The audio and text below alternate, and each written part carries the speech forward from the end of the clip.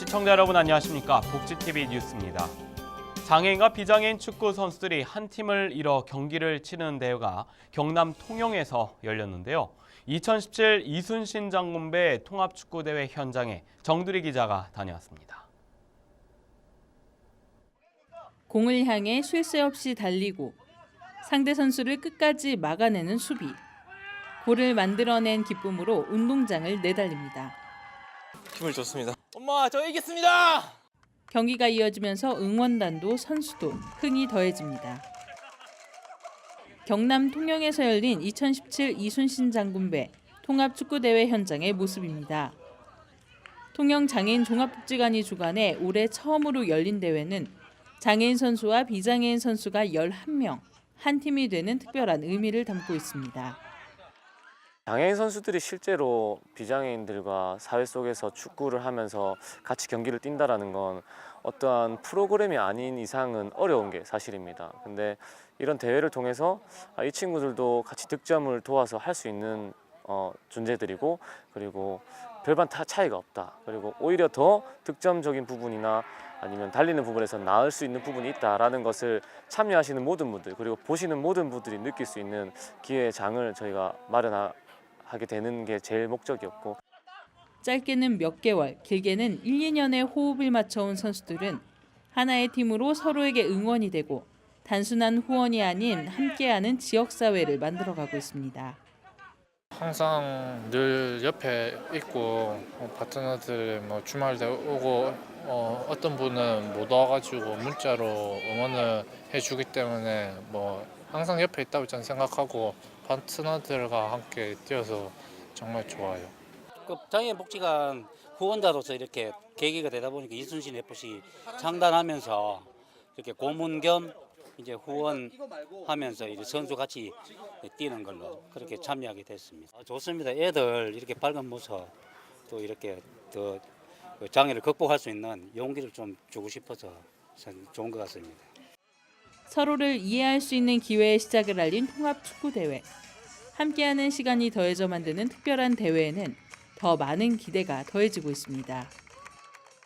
이게 꾸준히 이제 우리 공을 찰 수 있는 장애인만 차는 게 아니고 같이 이제 못 차더라도 같이 이 축구를 통해서 좀 대회도 나가면서 경기도 하고 그 과정에서 우리 또 어울릴 수 있는 그런 분위기로 계속 꾸준히 지속되게 이제 진행이 되었으면 하는 바람입니다.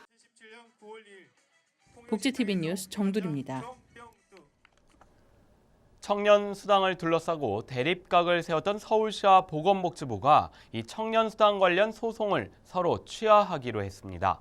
지난해 수당을 받지 못했던 청년들이 구제받을 수 있게 됐습니다. 이명아 기자입니다.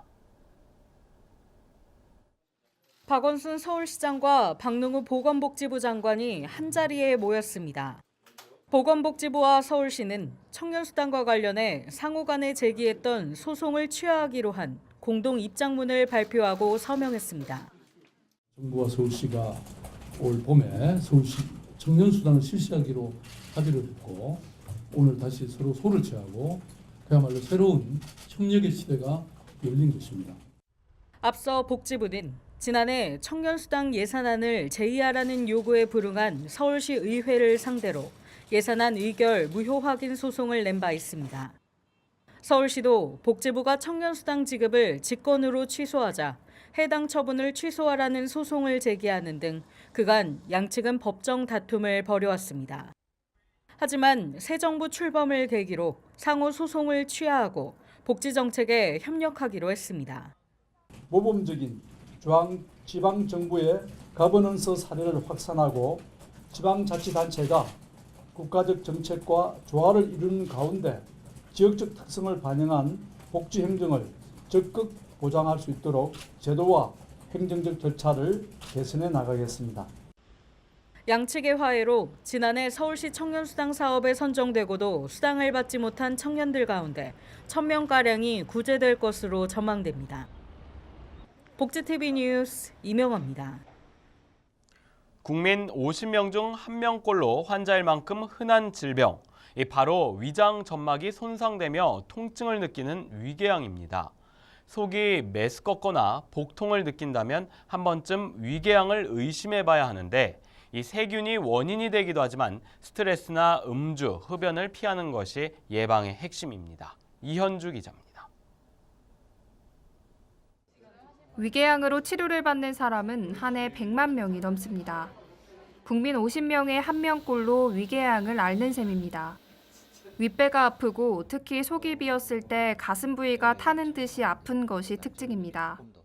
나이를 먹을수록 환자 수도 덩달아 증가하는데 특히 남녀 모두 40대가 넘어서면서 환자 수가 크게 늘어납니다.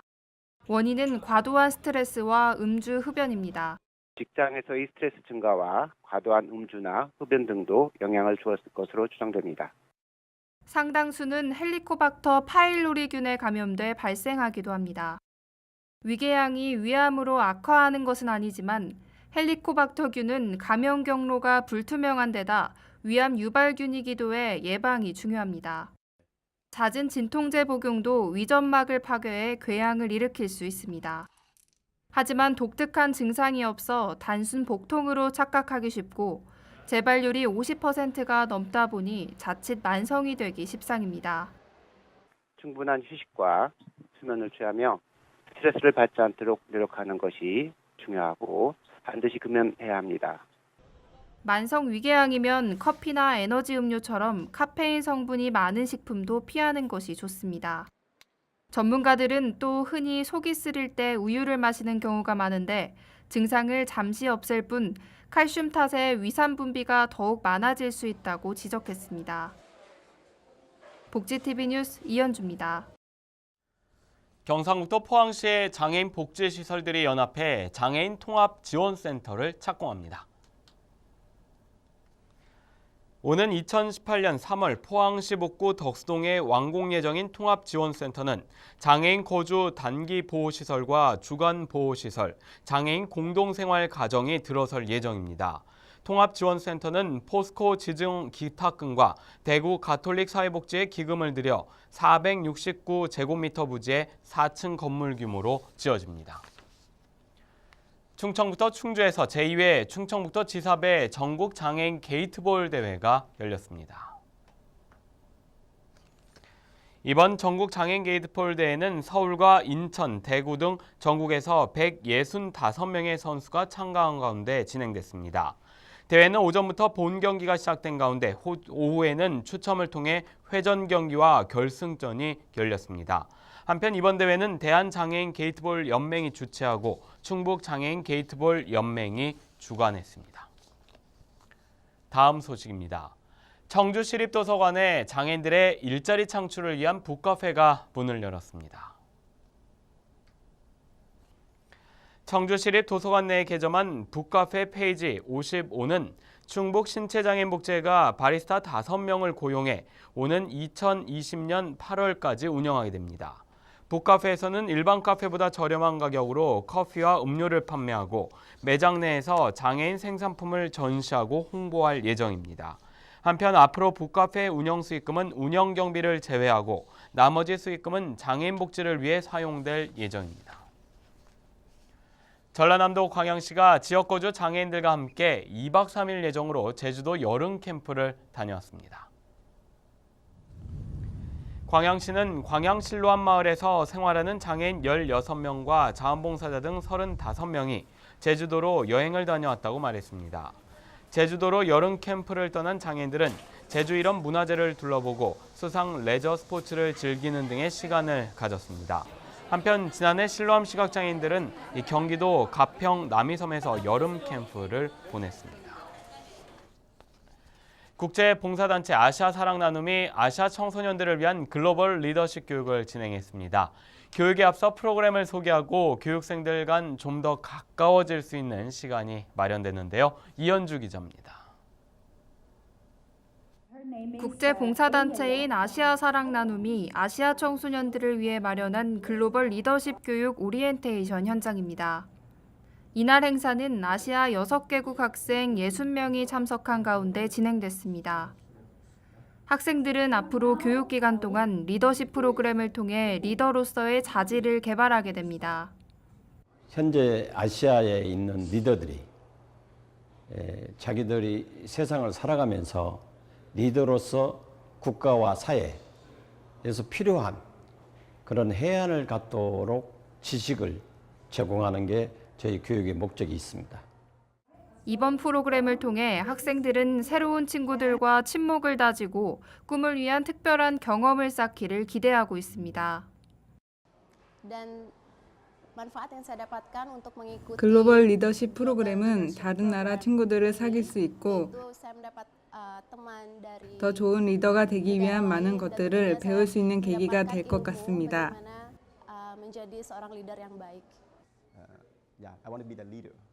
저의 꿈은 타인을 도울 수 있는 리더가 되는 것입니다. 저는 케렌족이지만 태국에서 자라서 태국에 있는 사람들에게도 도움을 주고 싶습니다. 한편 아시아 사랑 나눔은 아시아 전역에 걸쳐 어린이와 청소년들을 후원하며 이들의 꿈과 희망을 지켜주기 위한 다양한 활동을 지속적으로 이어오고 있습니다. 복지TV 뉴스 이현주입니다. 경기도가 어린이들의 책 읽기를 돕기 위해 도내 어린이 도서관과 지역 아동센터 등의 일명 은빛 독서 나눔이를 파견했습니다. 할머니, 할아버지들이 어린이들에게 좋은 동화를 들려주기 위해 이 교육을 마치고 현장으로 갔습니다. 이명아 기자입니다. 안양의 한 어린이 도서관. 실감나는 동화 구연이 펼쳐집니다. 너 방금 날개 맞았어? 우리보다 잘났다고 으스대는 거지? 책에서 막 튀어나온 듯한 주인공의 목소리. 어느새 어린이들은 동화 세상 속으로 풍덩 빠집니다. 혼자 읽을 때는 별로 재미없었는데 선생님이 읽어주니까 질문도 하고 재밌었어요. 직접 책을 읽어주는 독서 도우미 노인도 마치 손주들에게 책을 읽어주듯 열정적입니다. 애들은 혼자 읽으면 스스로 눈으로만 슥슥슥 이렇게 읽잖아요. 근데 이제 우리가 읽어주면 애들이 듣는 것도 경청하는 것도 도움이 되니까. 경기도는 경기 은빛 독서 나눔이라는 이름으로 은퇴한 어르신을 독서 도우미로 교육해 어린이 도서관과 보육기관 등에 파견하는 사업을 하고 있습니다. 어르신들은 매주 도내 아동기관에서 어린이들에게 책을 읽어주고 독후 활동 지도를 합니다. 이 사업은 지난 2010년부터 추진돼 지금까지 50만 명이 넘는 어린이들이 할머니, 할아버지가 들려주는 동화 이야기를 전해 들었습니다. 지역 아동센터, 보육원 등의 어르신들을 파견하여 동화구연 등을 통하여 학습 능력 향상 및 1, 3세대 간의 이해 증진을 돕기 위한 사업입니다. 할머니, 할아버지의 손길이 부쩍 그리운 요즘 어린이들. 경기 은빛 독서 나눔이 사업의 어르신들이 그 빈자리를 책과 함께 따스하게 채워주고 있습니다. 복지TV 뉴스 이명호입니다.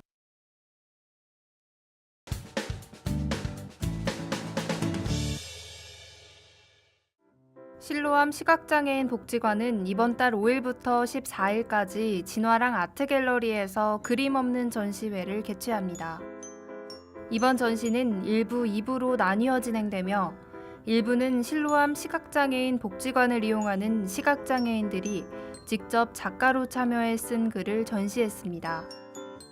그림을 볼 수 없는 시각장애인의 현실과 한계를 느낄 수 있도록 했으며 시각장애인 개개인의 고유한 경험이나 사물을 인지하는 느낌을 관람객에게 공유해 시각장애인 인식 개선에 기여하고자 합니다. 2부 3개의 촉각명화는 촉각교재 제작팀이 2016년부터 제작해온 촉각명화 14점을 전시합니다.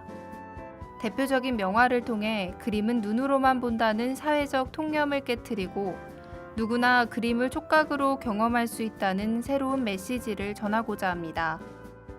자세한 사항은 실로암 시각장애인 복지관 02-880-0620에서 4번으로 문의하면 됩니다.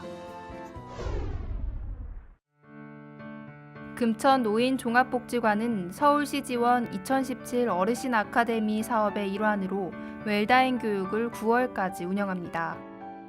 살아온 날을 아름답게 정의하고 평안한 삶의 마무리를 위한 죽음 준비 웰다잉 교육은 노년기 삶의 욕구와 부합되면서 복지관 이용 어르신에게 큰 관심과 인기를 얻고 있습니다. 금천노인종합복지관에서 진행하는 2017 어르신 아카데미 웰다잉 교육 프로그램은 웰다잉 전문 강사를 통해 버킷리스트 작성, 사진으로 쓰는 자서전, 추모 힐링 투어 견학 등 다채로운 프로그램으로 구성되어 있으며 이번 교육을 통해 삶과 죽음에 대한 성찰의 시간이 마련될 예정입니다. 자세한 사항은 금천노인종합복지관 02-804-4058로 문의하면 됩니다. 서부장애인 종합복지관은 은평구청과 공동으로 2017 은평장애인 일자리 정보 한마당을 이번 달 14일 오후 1시부터 6시까지 은평구청에서 개최합니다. 이 행사는 직업 컨설팅관, 사업체관, 찾아가는 상담소로 구성되며 사업체 면접과 구직자 중심의 1:1 맞춤형 직업 컨설팅이 이루어지며 기타 다양한 직업 정보를 제공하는 찾아가는 상담소가 진행됩니다. 행사 후에는 안정적인 사업체 적응을 위한 취업 후 적응 지원 서비스도 제공될 예정입니다. 행사장 내외부에 휠체어 대여 부스와 수화 통역사를 배치해 구직 장애인의 이용 편의를 보조합니다. 참여를 희망하는 구직자는 장애인 복지카드와 이력서를 지참해야 합니다. 서부장애인 종합복지관은 장애 구직자의 일자리 연계 사업을 통해 사업체의 구인난 해소와 안정적인 고용 창출로 지역 경제의 활성화를 위해 노력하고 있습니다. 자세한 사항은 서부장애인 종합복지관 070-7113-5759에서 5766번으로 문의하면 됩니다. 강원도 장애인 종합복지관은 강원도 교육연구원과 공동으로 장애 차별 없는 공감교실 만들기라는 주제로 2017 장애인 권익 옹호 이야기 마당을 개최합니다. 장애인의 인권에 대한 사회적 공감대를 형성하고 참가하는 청소년들에게는 미래 사회 통합의 주역으로 성장할 수 있는 좋은 계기가 될 것으로 기대되는 2017 장애인 권익 옹호 이야기 마당에 강원도 내 중고등학교 학생들의 많은 관심과 참여를 바랍니다.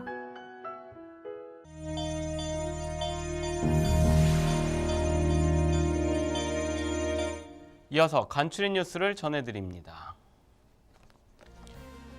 기아자동차 사회공헌 사업 초록여행이 이달 1일부터 홈페이지를 전면 개편해 운영하기 시작했습니다. 개편된 홈페이지에서는 전국 배리어 프리 여행 정보와 추천 여행 코스, 장애인 문화예술 정보 등을 살펴볼 수 있습니다. 한편 초록여행은 홈페이지 개편 기념 이벤트를 이달 13일까지 실시합니다. 서울시가 오는 12월까지 서울시 거주 18세 이상 발달장애인 약 18,000명의 생활 실태 파악을 위한 전수조사를 진행합니다. 이번 조사는 동주민센터 사회복지 담당 공무원이 발달장애인 거주 세대를 방문하는 방식으로 실시됩니다. 서울시는 이번 조사 결과를 서울형 발달장애인 지원정책 수립을 위한 자료에 활용할 계획입니다. 부산시가 장애인 콜택시 호출용 스마트폰 앱을 개발해 이달부터 본격 서비스에 들어갔습니다. 부산시는 안드로이드 폰은 이달부터 사용이 가능하며 아이폰은 이달 말부터 서비스에 들어간다고 말했습니다. 한편 이번 서비스는 휠체어를 사용하지 않는 장애인을 위한 일반 콜택시와 휠체어를 이용하는 장애인을 위한 택시 두리발에서 모두 사용할 수 있습니다. 고양시가 지난달 31일까지 장애인 자동차 주차 가능 표지 교체 시기를 오는 12월 31일로 연장한다고 밝혔습니다. 고양시는 앞으로 남은 기간 동안 미교체자에 대한 독려를 할 예정입니다. 교체 대상자는 자동차 등록증과 운전 면허증을 지참하고 주민등록 관할 동주민센터를 방문하면 됩니다. 경남 도립미술관은 2017년 3차 전시를 이달 7일부터 개막합니다. 이번 3차 전시에서는 무용수들의 댄스와 바바라 클램, 빛과 어둠 독일 사진이 개최됩니다. 특히 1층 영상 전시실에서는 김대용 작가의 비디오 작품인 싱글 채널 비디오 전시가 상영됩니다. 이 밖의 소식은 장애인신문과 웰페어 뉴스 홈페이지를 통해 확인하실 수 있습니다. 다음 코너는 발달장애인 진행자가 직접 방송기사를 쉽게 만들고 참여하는 코너입니다. 안호준이 전하는 모두가 알기 쉬운 뉴스 함께 보시죠. 안녕하세요. 모두가 알기 쉬운 소식의 안호진입니다. 요즘 들어 아침과 저녁에 쌀쌀한 기온을 느낄 수 있는데요. 하지만 한낮에는 여전히 덥기만 합니다. 이맘때 꼭 조심해야 할 것이 바로 감기입니다. 저도 요즘 목감기 때문에 병원을 다니고 있는데요. 치료를 받으러 병원에 가보면 감기 때문에 저처럼 병원을 찾은 분들이 많더라고요. 환절기에 걸리는 감기는 특히 잘 낫지 않는 것으로 유명한데요. 환절기의 큰 일교차는 우리 몸의免疫力을 떨어뜨리고 이 때문에 감기에 걸리기도 쉽고 낫기도 어렵습니다. 감기를 예방하려면 아침 저녁에는 긴 옷을 입어 몸을 따뜻히 하고 부쩍 건조해진 날씨로부터 목이나 코를 보호하기 위해 따뜻한 물을 자주 마시는 게 좋습니다. 매번 이야기하는 거지만 규칙적으로 운동하는 것도 잊지 마시고요. 이미 알고 있는 것들이겠지만 아주 기본적인 것들만 꾸준히 지켜준다면 감기를 피할 수 있다는 사실 잊지 마세요. 장애인 주차 가능 표지 교체 기간이 당초 8월에서 오는 12월 31일까지로 연장됐습니다. 이에 따라 내년 1월 1일부터는 신형 표지로 교체를 하지 않을 시에는 단속 대상이 되는데요. 대상자들은 빠른 시일 내에 가까운 관할 동주민센터를 방문해 꼭 교체하시기 바랍니다. 행복한 미래를 여는 방송 복지TV 뉴스를 마칩니다. 시청해주신 여러분 고맙습니다.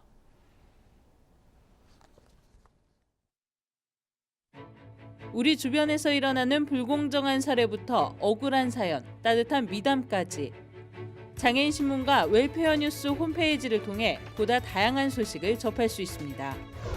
시청자 여러분의 제보를 기다립니다. 웰페어 뉴스 홈페이지 또는 전자우편, 전화번호 02-2655-9519로 많은 제보 바랍니다.